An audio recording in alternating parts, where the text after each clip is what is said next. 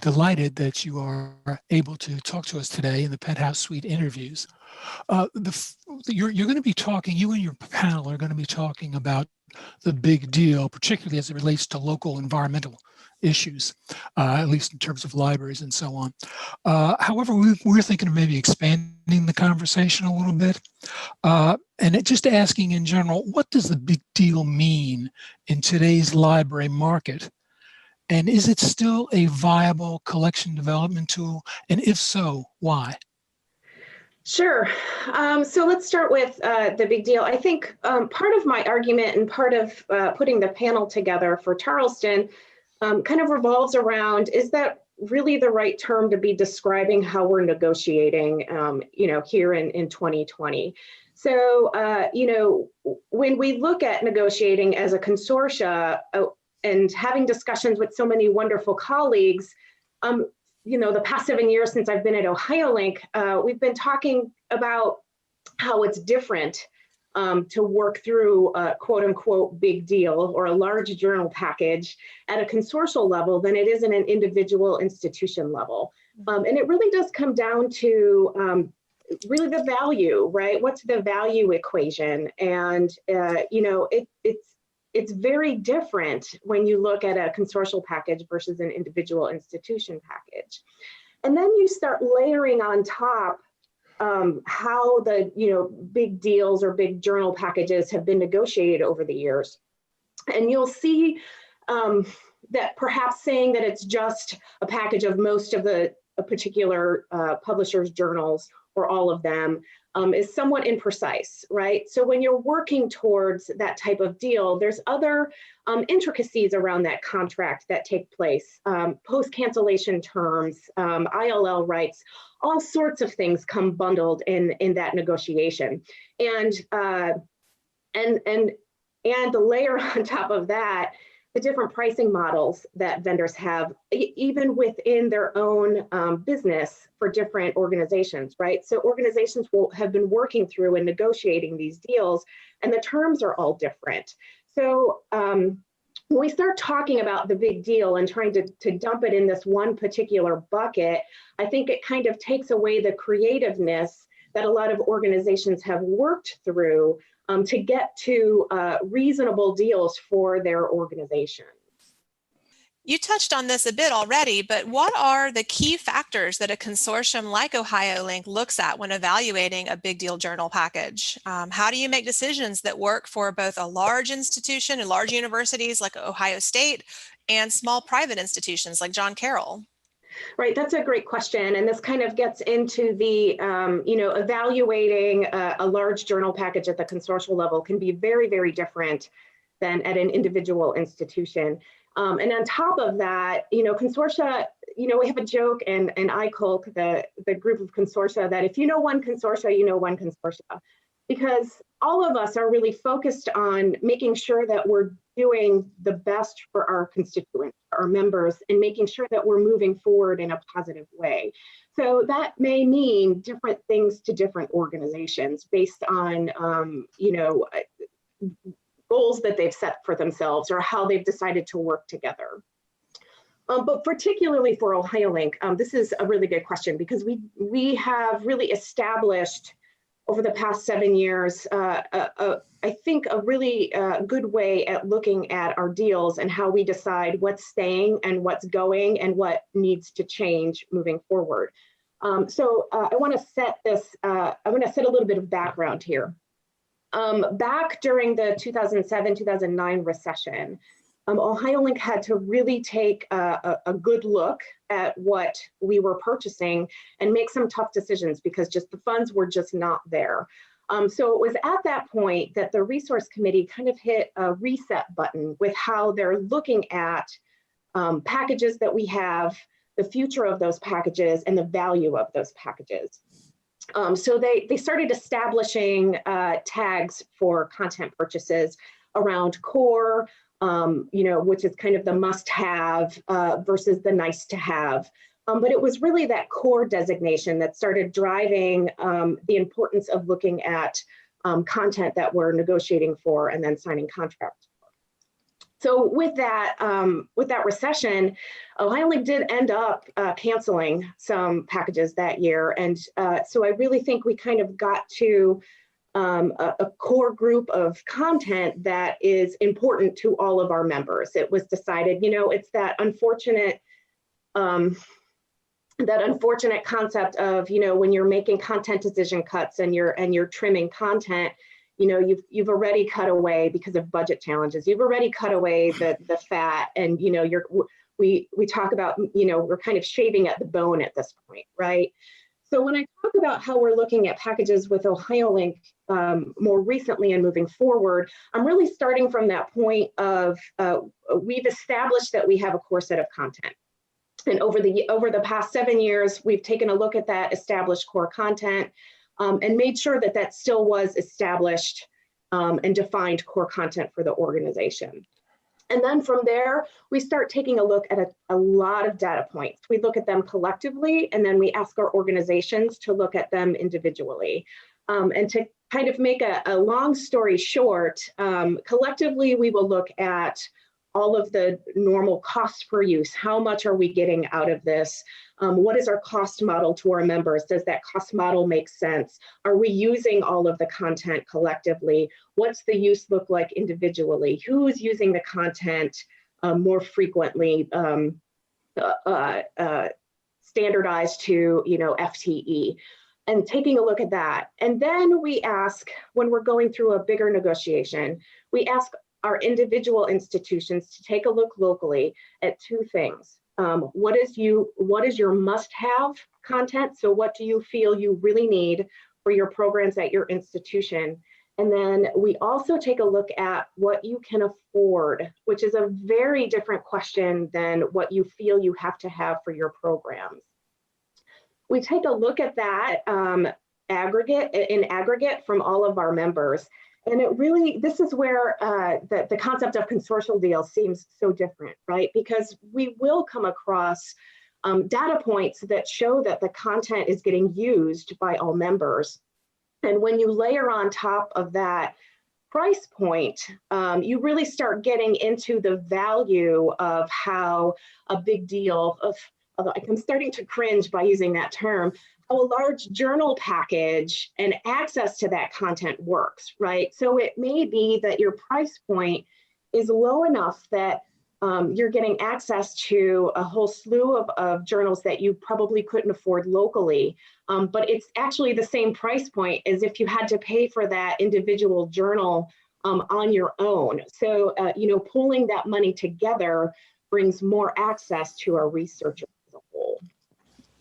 Thank you. That sounds like a really great model to tackle the Herculean task of evaluating all of those data points, as you mentioned. So thank you for going through that. Can I make one more? I just was thinking of one more point that we talk about when we talk about evaluating and the value of a big deal. And it's something that I don't think we're talking enough about as a community, and that is administrative burden. Sitting in the seat of deputy director and working through operations at OhioLINK, we start talking about workload.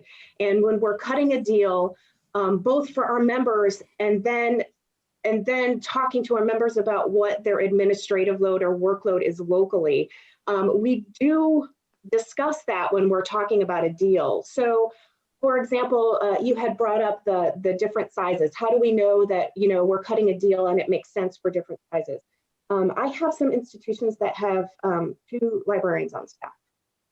And right now, the concept of not having a quote unquote package deal would mean that they would have to locally start looking at purchasing title by title. And when you're a staff of 2, how are you going to manage something like that? So there's value added to participating in a consortial deal for smaller libraries that doesn't just lie with we're able to get more content that we would on our own, but there's also administrative advantages too. Absolutely. That's a very good point. Thank you. And you've already kind of begun answering the next question. And you've done a great job in describing what it means to do negotiations for a cooperative. But we were wondering, how does that differ from what an individual institution needs to consider when they're negotiating for journal access for their researchers. Is this where the importance of the local environment is most relevant? And if so, which factors within the local environment are of most concern when evaluating a big deal? Thank you, Tom. That's a great question. And that's exactly why when we started talking about putting in for this panel for Charleston, it was important to me to bring a librarian or a director or a dean into the conversation that can talk to what is it like in an individual institution. What are you looking at an individual institution when you're looking at large journal packages or big deals for your institution? What is your criteria? What does it mean for you individually? As opposed to participating in a consortial deal. I don't want to give too much away about our presentation because there's a lot of great points. But in our presentation, I'll be going through kind of what we look at OhioLINK, which I've more or less gone through. But we'll also be talking about Leah will be talking about what an individual institution is thinking about when they're looking at a large journal package.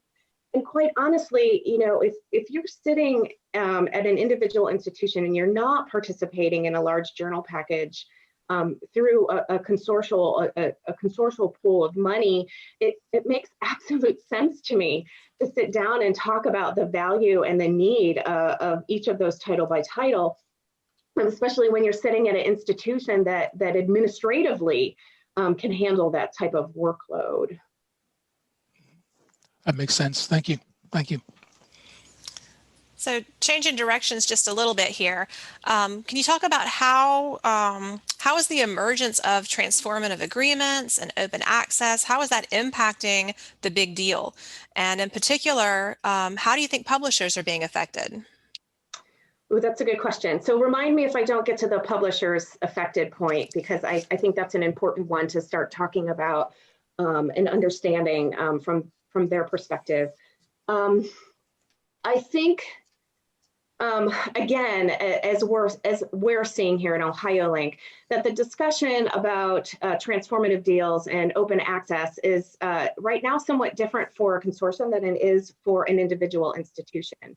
And I think we can make all sorts of assumptions about how things are going to work and move forward. We're going to talk about my background in a little bit. I am a musician by trade, right? So when you're working in an environment, especially in a chamber music environment, you really have to understand what is going on with the rest of the players and make decisions about how you're going to interpret a piece moving forward. What I would like to see with transformative deals is a little bit more willingness to talk about opportunities and creative opportunities. And I'm excited that I'm starting to see a lot of that right now. But what is frustrating is that we keep having these conversations about here's the big deal and here's where this sits and here's a transformative deal and here's where this sits. And we're talking about this at an individual institution level, or over in Europe, we're talking about it at a consortial level. Here in the US, when you take a look at the models that are happening in Europe, it's really hard to take those and lay them on top of how we're working through funding in the United States, right? So in Europe, there's a funding structure and the funding flows, and it makes sense for them to have these discussions at a larger level. In the US, it's not the same. Our funding is sitting in different buckets. Our institutions right now are still trying to figure out where those buckets are locally.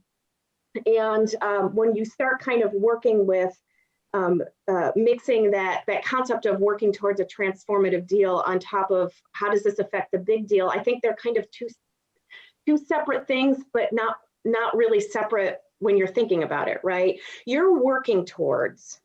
An organization is working towards bringing more content to your researchers, no matter how you're looking at it, whether it be through a reasonable large journal package acquisition, or if you're thinking about how you want to transform that into something that's more meaningful for open access.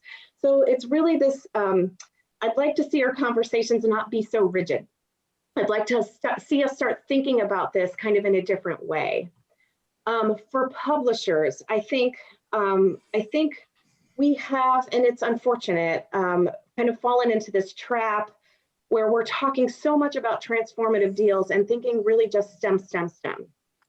And if you look at a lot of humanities-based publishers, especially society publishers, that transition into OA might be a little bit more difficult. The cost to produce a journal article is a cost to produce a journal article, and that cost could be different from publisher to publisher. I think about conversations that I've had with Karen Wolf at Omohundra about her efforts towards bringing researchers forward and those touch points with those researchers as they're working through producing their research content for publication, and how that's so different than what happens at Springer Nature when you're talking about a science-based journal article and the process there. So when we start talking about open access and transformative deals, I think we need to be very conscious of what that means for the different types of publishers that we have in our system today. Thank you. That's absolutely right. There's really no easy one-size-fits-all answer, is there? No, and that's a huge point. Yeah. Thank you. Yeah, it's far more complicated than it might first appear. That's definitely true. How do you think, though, you've already touched on the funding, and we're wondering, how do you think the growth of the transformative agreements and OA, coupled with what is currently happening with library budgets, a widespread reduction in library budgets, how do you think that is going to affect the future of the big deal? And really, do you think the big deal has a future at all? Sure, Tom.